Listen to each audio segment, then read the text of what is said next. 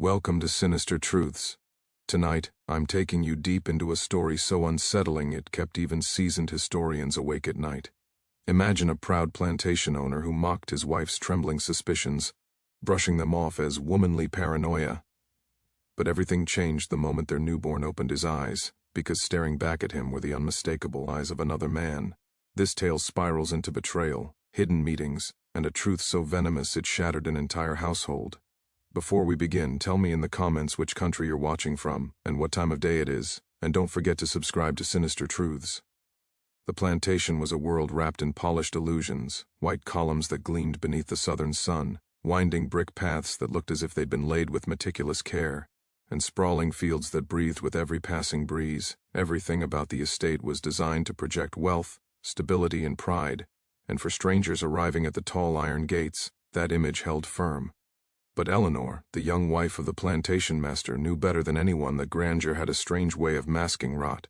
She had lived inside those walls long enough to sense the quiet shifts in the air, the subtle tremors that came not from weather or labor, but from whispers that stirred when backs were turned.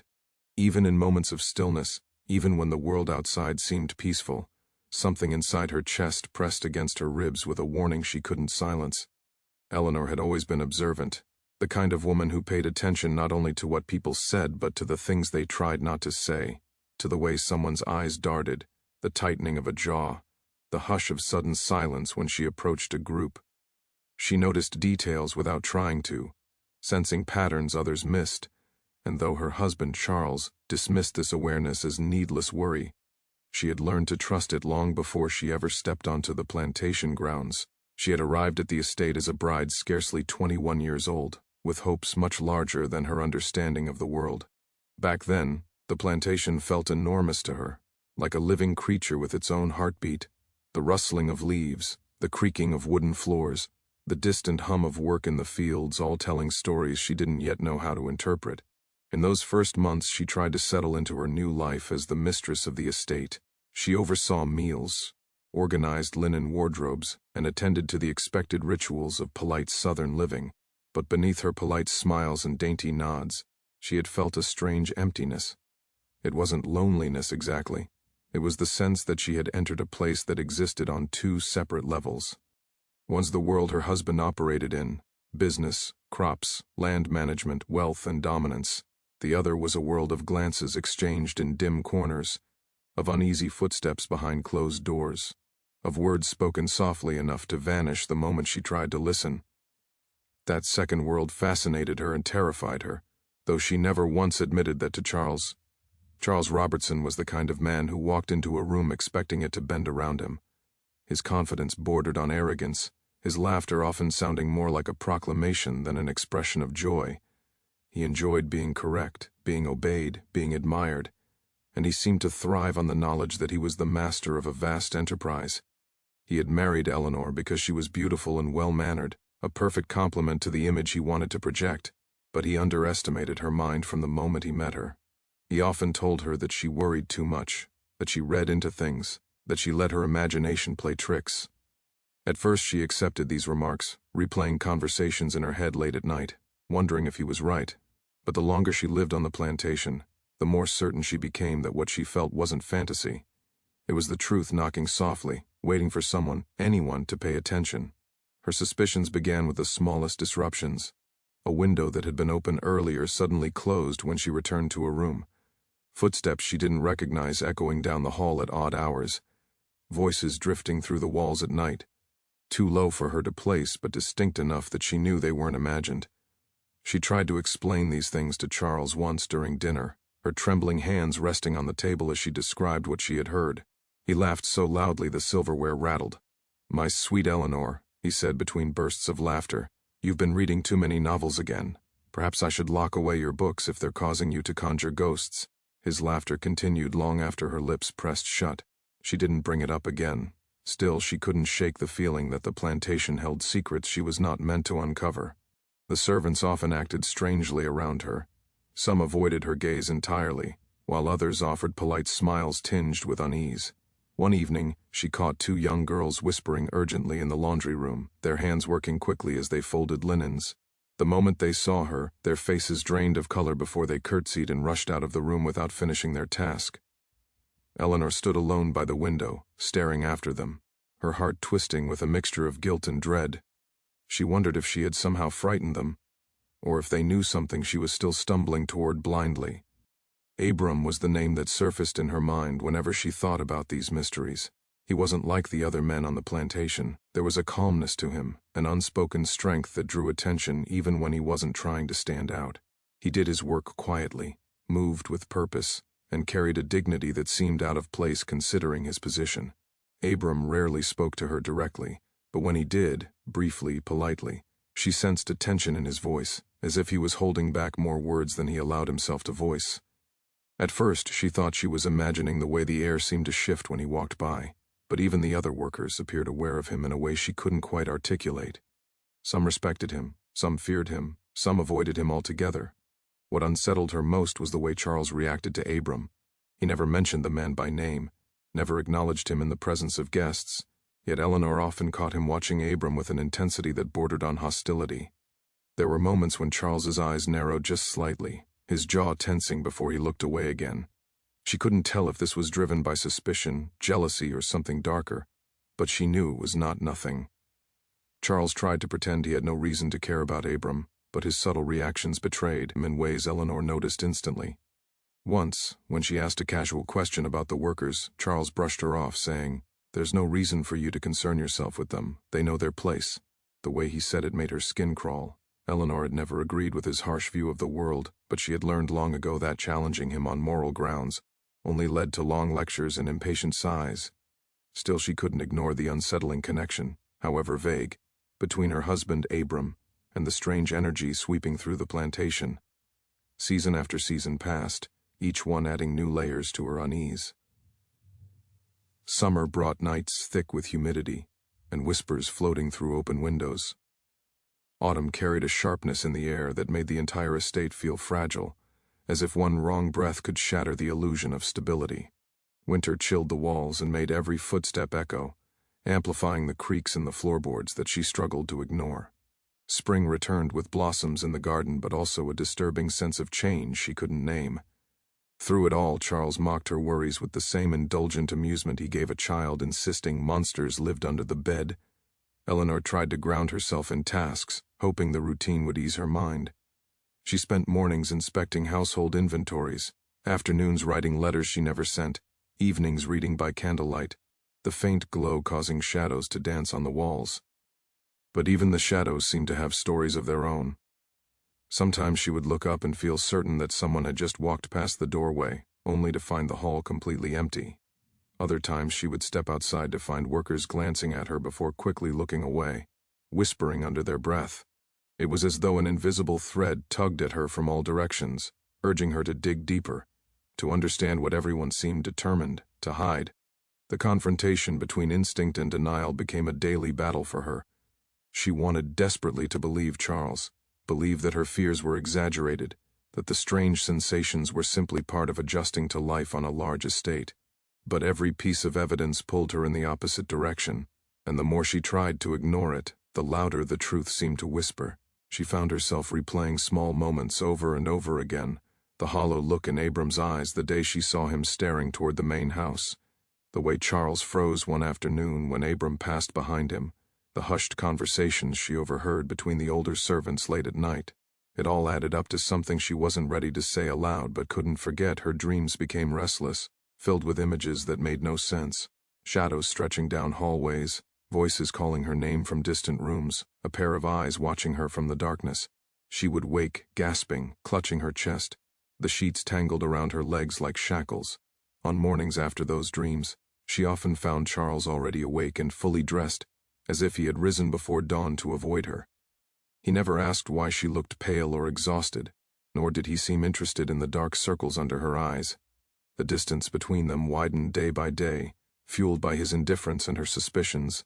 The turning point came on an afternoon when the sun shone too brightly, casting sharp, unforgiving light across the estate. Eleanor was walking along the side path that connected the main house to the garden when she saw Charles standing near the edge of the field, speaking in a low voice to one of the overseers. His posture was rigid, his expression unusually stern.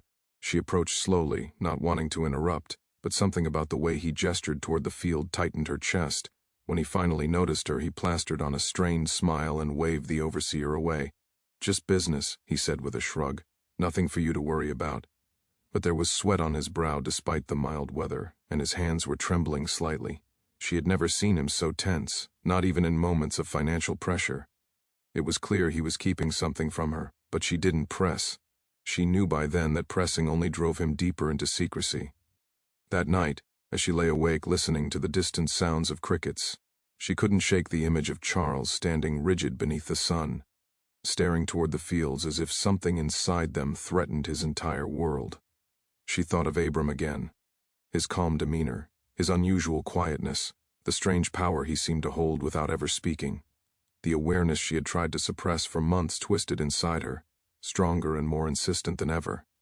She began to realize that whatever secret haunted the plantation wasn't just a figment of her imagination. It was real, heavy, and tangled deep in the lives of everyone around her, and for reasons she couldn't yet understand, she was at the center of it. She didn't know then that the truth would soon reveal itself in the most devastating way possible.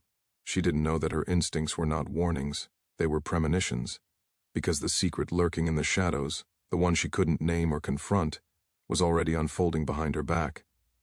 And when it finally surfaced, it would tear apart every illusion she had clung to, shaking the foundation of her life until there was nothing left but the pieces she never wanted to face.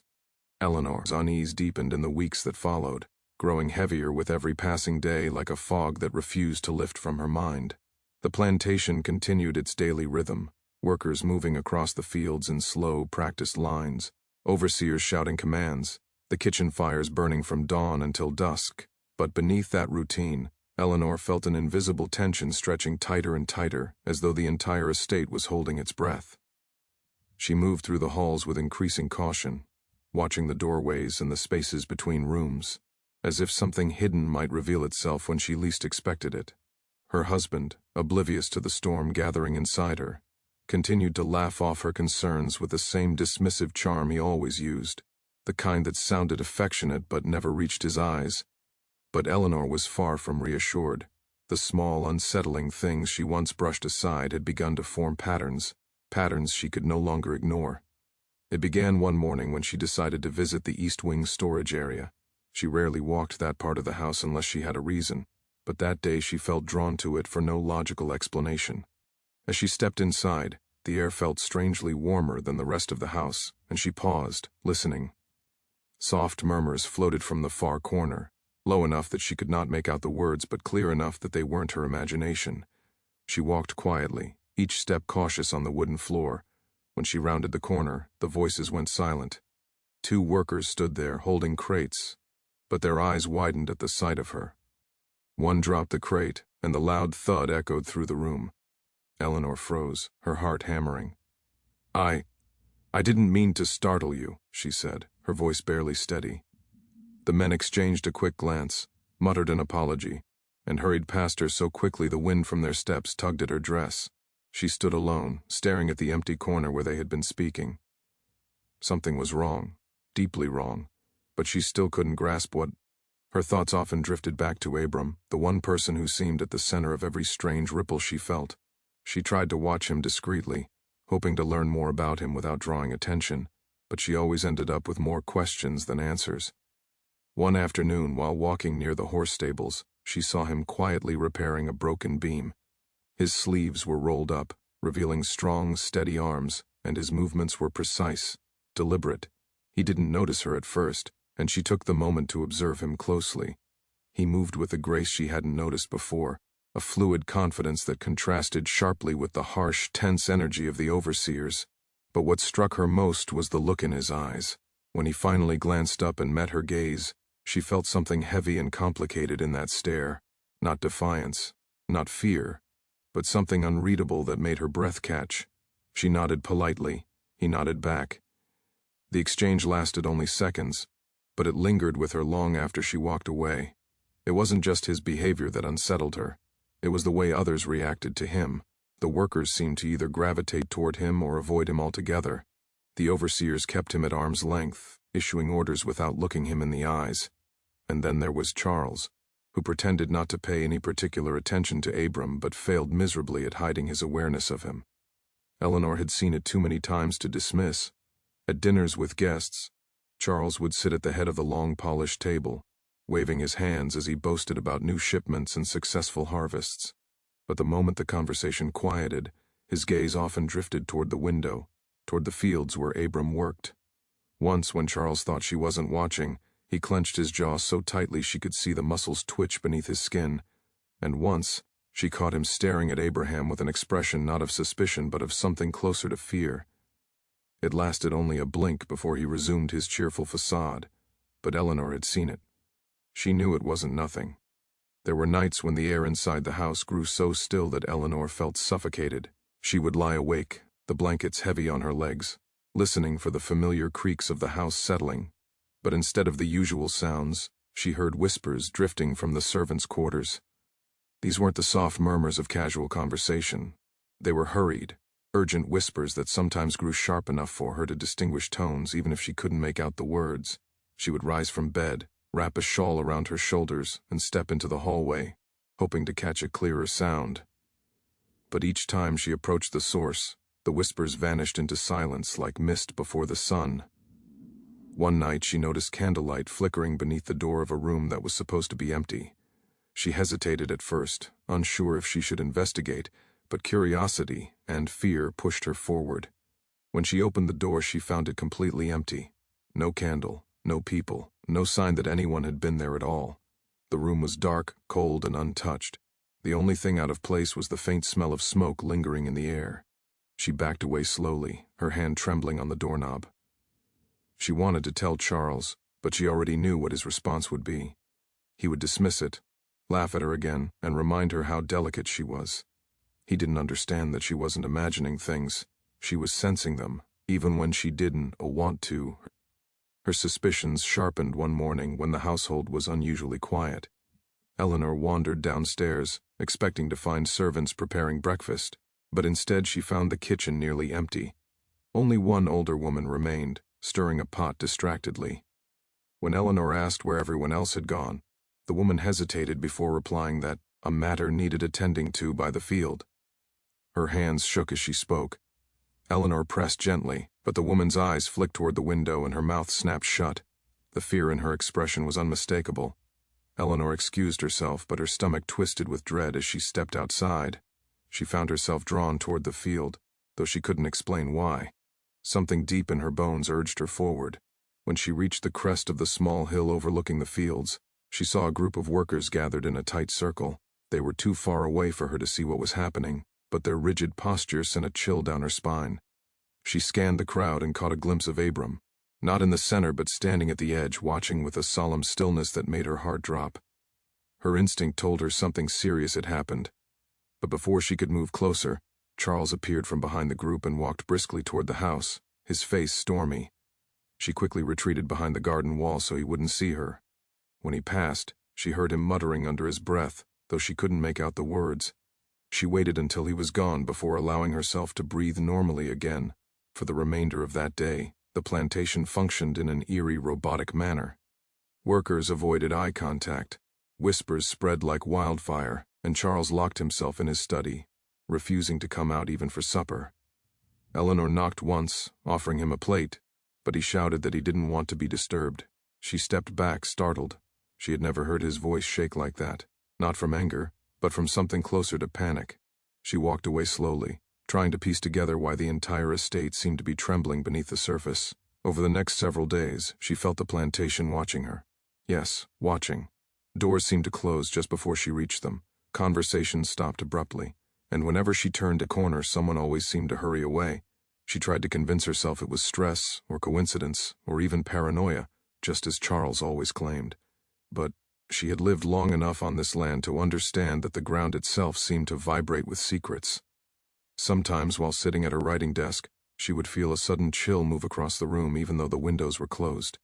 She began lighting extra candles at night, not for illumination but for comfort. Their soft glow made the shadows seem less menacing. One afternoon, while walking along the edge of the garden, she saw Abram again. He was standing alone near the old sycamore tree, staring at something she couldn't see. When she approached, he turned quickly, as though startled. She hesitated, suddenly unsure whether she should speak, but the words tumbled out anyway. "Is something happening here that I should know about?" she asked softly. His eyes widened, and for a moment she thought he might actually answer her, but then his expression closed off entirely. "No, ma'am," he said quietly. "Nothing at all." He bowed his head and walked away before she could say another word. She stood there, rooted to the spot, feeling the weight of his unsaid truths pressing down on her. The strange tension reached a breaking point the evening she overheard Charles and one of the overseers arguing near the barn. She hadn't meant to eavesdrop. She had simply been taking her usual walk before dinner. But their raised voices stopped her in her tracks. She pressed herself against the wooden side of the barn, listening. The overseer was frantic, his words spilling out quickly. "You should have told her. She's not blind, Charles. She sees things." There was a long, sharp pause before Charles responded. "It doesn't matter. She won't figure it out. She's too trusting." His voice was harsh, trembling with anger or fear. Eleanor felt her stomach drop. Was he talking about her? What was she not supposed to figure out? She stayed frozen in place until their voices faded, then quietly slipped away before they noticed her.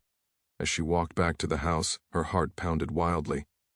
Everything she had sensed, everything she had feared, everything she had tried to ignore, it was all real. Something was happening behind her back, something Charles was desperate to hide, and it involved the workers, the overseers, and most likely Abram. From that night onward, her world felt different. Every sound was amplified, every shadow darker, every glance more suspicious. She moved through the house like a stranger in her own home, constantly on edge, waiting for the truth to reveal itself. She knew she couldn't press Charles directly, not without consequences, but she also knew she couldn't continue pretending everything was fine. The secret was coming closer to the surface. She could feel it breathing against her neck in the quiet moments, whispering in her dreams, echoing in the strange looks people gave her. She just didn't know that the truth wasn't waiting to be uncovered. It was waiting to explode.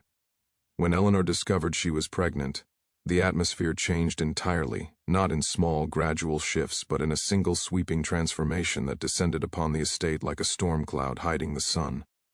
The moment the physician whispered the confirmation, Charles reacted with an explosive joy that startled even the doctor. He lifted Eleanor from her chair, twirling her as though she were a delicate trophy rather than a trembling woman clutching the arms of her dress. Almost instantly, he adopted the posture of a man who believed his life had finally aligned with divine destiny, a man convinced he had secured his legacy with a single successful act. He strutted through the halls with the arrogance of one who thought himself chosen by fate, tapping his cane with a louder rhythm, speaking with an inflated confidence that made every conversation a performance. Servants watched his transformation cautiously, unsure whether this pride was harmless or another shadow of the chaos they quietly feared. Charles wasted no time in spreading the news. He invited guests to celebrate, sending out elaborate letters written in his bold signature, sealed with wax, and handed to messengers who galloped from plantation to plantation. For weeks, visitors arrived in carriages, dressed in their finest attire, offering congratulations as though the baby were already born, and promised to be a perfect heir. The house filled with laughter, clinking glasses, perfume, cigar smoke, and voices speaking loudly enough to drown out the soft anxieties of the woman at the center of it all. Eleanor stood among them, her hands resting gently on her still flat stomach, smiling when expected, nodding when spoken to, though inside her chest an unsettling flutter made it feel as though she were holding a frightened bird beneath her ribs. None of them saw the nights, the quiet hours when Eleanor woke drenched in sweat, trembling with a fear she could not voice. She dreamed of shadows that chased her through corridors she didn't remember walking, of whispers that curled like smoke around her ears, of secrets she had buried long before she ever set foot on the plantation. These dreams were not violent or dramatic. Worse, they carried the eerie familiarity of memories she had never consciously formed. She would wake gasping, palms pressed against her cheeks, unsure if she had screamed aloud or silently into her pillow. The darkness of her room would feel crowded, as though something unseen watched her from the corners, breathing softly but never stepping forward. She would curl onto her side, holding her belly, whispering to the child inside that she would protect it, though she did not know from what. The servants noticed her unrest even before Charles did. They saw her wandering the hallways late at night, a candle trembling in her hand, her eyes glassy as though she were seeing something from far away. They exchanged worried glances as Eleanor walked past them, clutching the railing as though the entire house were swaying. They whispered behind closed doors, their voices like wind slipping through cracks. Some speculated that Eleanor was simply overwhelmed by the weight of becoming a mother in a household ruled by a man as unpredictable as Charles. Others murmured that perhaps she held secrets deeper than anyone understood, secrets that her body, now vulnerable and open, could no longer keep contained. What unsettled the household even more was Abram's sudden disappearance. He did not leave entirely. Abram never left, but he retreated, slipping away into the hidden corners of the property where few dared to follow.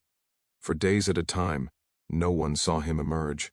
His chores were completed quietly, almost magically, as though done by invisible hands. Servants rarely glimpsed him except for brief moments when he crossed the yard at dawn.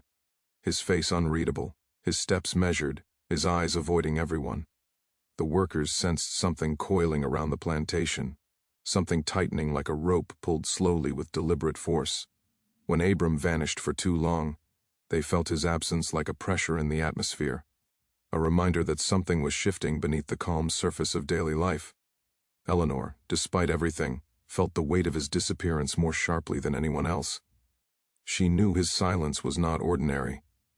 Abram had always moved like a man who accepted every burden placed upon him, a man who carried more than anyone realized, but who never allowed the strain to break his quiet resilience. Yet now, he hid himself as though afraid of being seen, or perhaps afraid of what others might see in him. Eleanor wondered whether he knew her secret fear, whether he sensed that the child growing inside her was more than just a symbol of Charles's pride. Sometimes she imagined Abram's eyes following her steps even when he was nowhere near, watching with a mix of sorrow and dread. At night she whispered his name into the darkness without knowing why. Something in her heart warned her that the birth of this child would expose everything. Every lie she had spoken, every truth she had buried, every shadow that had stalked her silently throughout her years on the plantation. She sensed that the baby was a mirror, reflecting not only Charles's lineage, but the hidden fears she had tried to outrun. She felt the weight of past sins pressing against her ribs, growing heavier as her body changed, as though the child absorbed every secret woven into her history. She could not shake the feeling that the very act of bringing this child into the world would unravel the fragile fabric of her life, revealing threads she had stitched too quickly, too desperately, hoping no one would see the uneven seams beneath her elegant exterior. As the weeks passed, Charles's obsession with the unborn heir deepened. He paced the house with the impatience of a man who believed himself on the brink of triumph. He hired nurses, midwives, and even a personal physician to remain on standby, treating Eleanor as though she were made of porcelain. He insisted she rest on the veranda during the afternoons, reclining on cushioned chairs with quilts draped over her legs. He brought books, music boxes, and rare teas, eager to create an environment he believed would mold the child into greatness before it even arrived. Eleanor accepted these offerings without protest, but each gesture felt like a weight added to her chest, reminding her that she lived under a magnifying glass. Even as her stomach began to swell and her dresses were altered to fit her shifting form, the unease within her grew more tangible. Sometimes she felt as though the walls of the house were closing in, pressing their history against her skin, whispering their memories into her ear. The plantation had its own secrets, thick as the vines twisting around the veranda columns. Every creak in the floorboards seemed to say her name in a voice too familiar. Every gust of wind through the trees felt like a warning. Eleanor often walked barefoot across the cool wooden floors at night just to feel the grounding of the earth beneath the house, as though she feared floating away into the vast unknown of her own spiraling thoughts. The more her fear grew, the more Abram's absence gnawed at her. She longed to speak with him, to ask him why he hid, what he feared, whether he sensed the same darkness creeping toward them. But she could not seek him out, not with Charles's watchful eyes, not with the servants whispering, not with the fragile balance of her life teetering under the weight of suspicion. She carried the secret quietly, pressing her fingers against her belly whenever the child moved, hoping the soft flutter beneath her skin would reassure her. Yet each movement felt like a reminder of the life she could not control, a force knitting itself together with threads she did not choose. There were days when the fear took hold so strongly that she could barely breathe. She would stand at the window, staring across the wide fields, watching the workers move slowly through the hot sun. The horizon shimmered with heat, the sky stretching endlessly, offering no comfort. She imagined running, truly running, through those fields, disappearing into the woods, leaving everything behind. But she knew she would not get far. Her condition tethered her to the house, to Charles, to the secrets that grew heavier with each passing day. One night, near the end of her 4th month, she woke again from a dream so vivid she felt its echo thrumming through her veins. In the dream, she walked through the nursery Charles had already begun to prepare, a room overflowing with blue satin ribbons, carved wooden toys, and a cradle polished to a gleaming shine. But in the dream, the cradle rocked violently, as though someone invisible pushed it. She approached slowly, her heart pounding, and when she reached out to steady it, a cold hand closed over hers. The hand was small, childlike, and yet its grip was impossibly strong. She tried to scream, but the sound dissolved in her throat. A voice whispered in her ear, soft and chilling, "Truth always comes." She jolted awake, gasping, her nightgown clinging to her skin with sweat.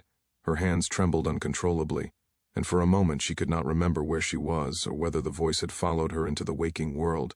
She pressed her back against the headboard, pulling the blanket to her chin, her breath ragged. After a long moment she gathered enough strength to rise from the bed and walk to the window, hoping the night air would soothe her racing heart. The moon hung low, casting a pale glow across the yard. And there, for just a second, she saw a shadow moving near the old oak tree. A shape that looked unmistakably like Abram. She blinked, and the shadow vanished. Perhaps it had never been there. Over the next days, Eleanor's sense of dread only grew. She noticed things other people dismissed, doors that swung open without wind, mirrors that seemed to hold faint outlines of figures standing behind her, whispers drifting down the hallways with no identifiable source. She told herself it was stress, imagination, the strain of pregnancy, but deep down, she knew better. She had always been sensitive to the undercurrents that others ignored, attuned to the quiet shifts in energy that signaled danger long before it revealed itself. And now those undercurrents churned violently around her, like a river swelling before a flood. The servants grew increasingly uneasy as well. Some refused to enter certain rooms unless accompanied by another person. Others avoided eye contact, their steps hurried, their whispers urgent.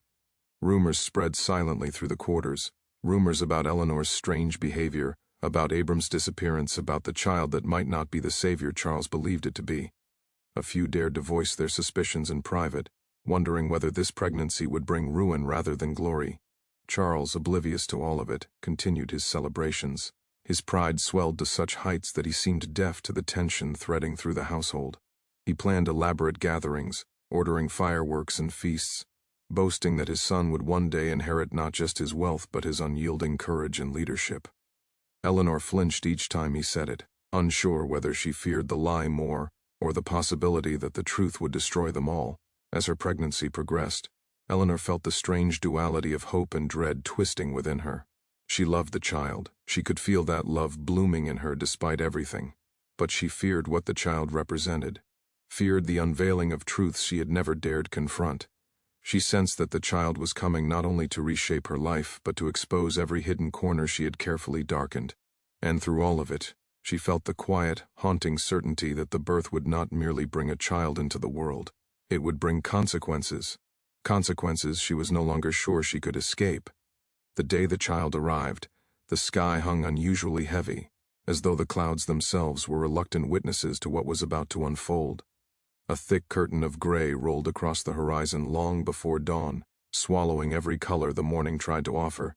Even the birds, which normally filled the plantation grounds with sharp cries and restless movement, seemed to sense the tension that clung to the air like a warning.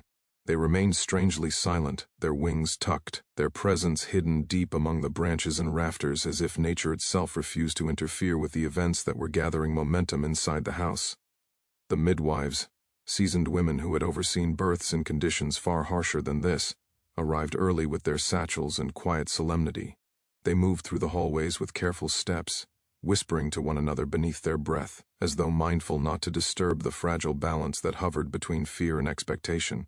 Their eyes lingered too long on Eleanor's pale face, her trembling hands, the way she kept gazing toward the windows as thunder rolled softly in the distance. They exchanged looks, the kind women share when they know more than they dare speak aloud. They sensed something simmering just beyond the surface, an unspoken truth heavy enough to alter every life under that roof. Charles paced the length of the corridor just outside the birthing room, his boots clicking sharply against the polished wood floors. His movements were aggressive, almost triumphant, like a man marching in celebration of a victory already secured. His chest puffed with confidence, his chin held high, his expression brimming with pride. He muttered to himself constantly, rehearsing the words he would say to the guests who would undoubtedly congratulate him. "A son," he whispered under his breath again and again. "My heir, my blood, my legacy." At times he would pause by the doorway, listening to the muffled voices inside, and a flicker of impatience would cross his face. Then he would resume pacing, drumming his fingers along the windowsill, glaring at the storm clouds as if they too were taking longer than he wished. He had spent months bathing in the glory of impending fatherhood, relishing in the attention it brought. He had boasted publicly, basked in admiration, invited neighboring families to a celebratory dinner scheduled for the following week. He considered the birth a personal triumph, the final proof of his power, his influence, his masculinity. And yet, despite the confidence he shared with the world, he couldn't quite shake the faint unease that sometimes scratched at the back of his mind, an unease he drowned quickly with pride and denial. Inside the room, Eleanor lay drenched in sweat, her hair plastered to her forehead, her fingers knotted tightly into the sheets. She fought through each contraction with a mixture of resolve and silent terror. Something deep within her, something instinctive, something ancient, kept whispering that this day would tear apart the illusion she and Charles had lived beneath for far too long. Every push felt like a step toward inevitability, toward a truth she had been trying desperately to outrun. The midwives murmured encouragements, their hands firm but gentle, their faces carefully blank. They traded uneasy glances whenever Eleanor cried out in fear instead of pain, for they had seen fear in women before. Fear of childbirth, fear of death, fear of the unknown. But this was something different. This fear had roots. This fear felt like the shadow of another person standing in the room, unseen but deeply present. Outside, the storm found its voice at last. Low rumbles rolled across the skies, shaking the window panes in their frames. The first droplets of rain tapped against the glass, slow and deliberate, like fingers knocking to be let in. The scent of wet soil and electric air seeped through the cracks along the sills. The flickering lamps cast wavering light across the room, stretching shadows unnaturally long. The midwives steadied the lamps each time the wind howled, as if trying to snatch them from their tables. Hours felt like days as Eleanor battled through waves of agony, gripping anything she could reach: pillows, sheets, the wrist of the woman closest to her. Her breath came in ragged gasps, her voice hoarse from cries she had tried to smother. And through it all, a memory pulsed unbidden in her mind, amber eyes watching her in the moonlit corridor months ago, eyes that held something she had never been able to interpret, something that made her heart beat in ways it shouldn't have. Those same eyes haunted her now with relentless clarity. She squeezed her own eyes shut, willing the memory to vanish, but it clung stubbornly to her consciousness. With one final push, a sound tore through the room, a wail sharp and piercing, cutting through the storm, as though commanding the sky itself to listen. The midwives sprang into action, their hands moving with practiced ease as they wrapped the newborn, cleaned his face, checked his breathing. The child screamed with ferocity, the cry rising and falling like a warning unfurled to every soul within range. Charles stumbled toward the door, gripping the frame as if the force of the wail had struck him physically. He turned his head sharply toward the noise, eyes wide, breath caught in his throat. A slow smile curved across his lips. "My son," he whispered, savoring the words. Inside, Eleanor felt her heartbeat stumble and race all at once. She looked toward the bundle being lifted, her breath trembling as she waited for the face she had been dreading for months. One of the midwives approached her with unexpected hesitation, her steps faltering, her expression shifting from neutrality to something closer to alarm. She held the infant carefully, almost reluctantly, as though unsure whether placing him in Eleanor's arms would ignite a storm greater than the one raging outside. Eleanor reached out with trembling hands. The child, warm, small, impossibly fragile, was placed gently against her chest. His crying softened to whimpers as he settled into her warmth. For a moment she allowed herself to breathe, allowed herself the tiniest hope that perhaps her fears had been wrong after all. But then the baby opened his eyes. Eleanor gasped. Her fingers tightened reflexively, her entire body jolting with the shock of recognition. The child's face did share some of Charles's features, the shape of the jaw, the curl of the lips, but his eyes, those eyes were unmistakable. Amber, bright, piercing, luminous, impossible. Eyes she had seen before. Eyes that had stared at her in whispered conversations, in silent hallways, in the dim glow of lantern light. Eyes that belonged to a man who should never have been part of her bloodline, never connected to her child, never woven into her story so deeply that it reached the cradle of her newborn. The midwives froze, each one recognizing immediately what Eleanor saw. The room became painfully still, the storm outside suddenly sounding distant compared to the suffocating silence inside. Eleanor couldn't tear her gaze away from those eyes, those striking amber eyes that seemed to hold secrets even the child couldn't possibly understand. Her stomach twisted, her breath splintered, her lungs felt too tight to contain the horror blooming within her. She whispered something, she wasn't even sure what, her voice barely audible, like the last thread of a dream unraveling. The midwives exchanged glances, their faces shifting from fear to dread to resignation. They had attended enough births to know what a resemblance looked like, what bloodlines did to a child's face. This resemblance, this was not an accident. This was a confession carved into flesh. One of the women swallowed hard and stepped back, almost instinctively, as though distance could shield her from the consequences that were surely about to erupt. The door creaked open behind them. Charles stepped into the room. His stride was confident at first, his expression fixed in the smug pride he had worn all morning. But that expression faltered instantly when he saw Eleanor's face. Pale, stricken, trembling like a leaf caught between storms. He frowned, confused. Then he moved closer. The child shifted slightly in Eleanor's arms, and the small motion drew Charles's attention downward. For a moment, time seemed to warp, stretch, twist unnaturally around the three of them. Charles leaned in, expecting to see a miniature version of himself, a reflection of his power, his legacy, everything he believed he had created. But instead he found himself staring into eyes that did not belong to him. His breath hitched, his face drained of color, his jaw slackened. He blinked once, twice, as if waiting for the image to rearrange itself into something acceptable. But it didn't.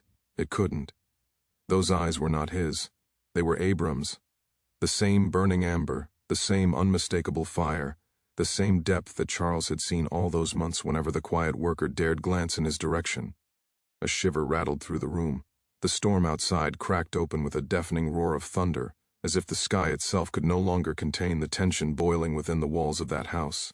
Charles took a step back, his chest rising and falling with uneven breaths, his mind scrambling to deny the truth screaming at him from his own child's face. Eleanor clutched the baby protectively, though she wasn't sure if she was shielding the child from Charles or shielding herself from the explosion she knew was coming. And in that moment, as the storm raged, and the lamps flickered, and the child stared with the eyes of another man, every lie, every betrayal, every whispered suspicion finally clawed its way into the open where no one, not Eleanor, not Charles, not even the trembling midwives, could pretend not to see it anymore. The truth had arrived with the newborn, and there was no burying it now. The days that followed the child's birth were suffused with a tension so thick it seemed to seep into every corner of the plantation, settling on furniture, walls, and the very air Eleanor breathed. Even the sky seemed to brood with a persistent gray, refusing to clear, casting a shadow that matched the unease gnawing at her heart. From the moment she held the baby with those impossible amber eyes, Eleanor had understood that nothing in her life would ever return to normal. Charles's pride, once brash and self-assured, had shifted into something subtler, more dangerous, a quiet fury restrained by etiquette, controlled only by the awareness of witnesses, and by the need to protect appearances. He continued to parade the child before guests, using him as a symbol of legacy, yet his gaze lingered too long in moments when Eleanor's back was turned, studying the baby as though searching for proof to dismiss the undeniable truth reflected in those eyes. His confidence, once unshakable, now had cracks running through it, almost imperceptible but enough for Eleanor to feel the tremors from across the room. She watched him carefully, studying every gesture, every tense line of his jaw, every shift in posture, knowing he was aware she could read him too, that he had to know she had already seen everything. Eleanor herself moved through the household with a delicate balance of observation and pretense. She held the child close, whispering to him in the quiet hours of the night, pressing her lips to his soft cheek as though imprinting her own knowledge into his very being. At times, when the storm clouds outside mirrored the turmoil inside her, she would gaze into those amber eyes, searching for understanding in a soul too young to offer it. She felt an uncanny familiarity, as if the child carried with him the memory of truths she had only half-consciously known. Every flutter of his tiny hands, every gurgle, every soft sigh pressed the weight of the secret into her chest, reminding her that the child was both a blessing and a weapon, a living revelation that could expose what she had spent so long protecting. Even the servants, who had begun to whisper cautiously when Eleanor walked the halls, now shifted uneasily when the baby was near. There was a recognition in their glances, a fear tempered with awe, as though they too felt the potency of the child's presence. Eleanor noticed the subtle tilts of heads, the sudden silence that fell when she entered a room, the hesitant steps taken by those who approached the crib. She did not reprimand them. She understood that this was no ordinary household tension. This was a revelation made flesh, and every life under that roof had to adjust to it. Charles, meanwhile, attempted to assert control. He spent long hours with the child in his arms, whispering promises of inheritance, of power, of the greatness he believed his son was destined to achieve. But Eleanor watched his eyes betray him, and in those moments she realized that pride and fury were intertwined in a complicated dance. He feared what the child represented, even as he desired him. He feared the inevitable truth that the resemblance, undeniable and stark, could unravel everything he had built, while simultaneously he believed he could contain it, mold it, own it as he owned the land, the people, the very world around him.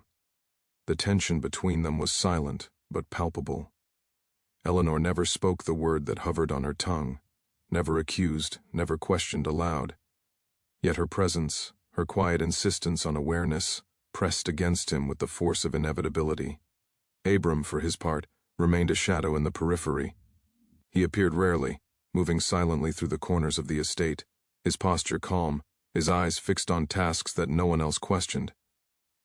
Eleanor sensed his watchfulness, a quiet attention that extended far beyond mere labor.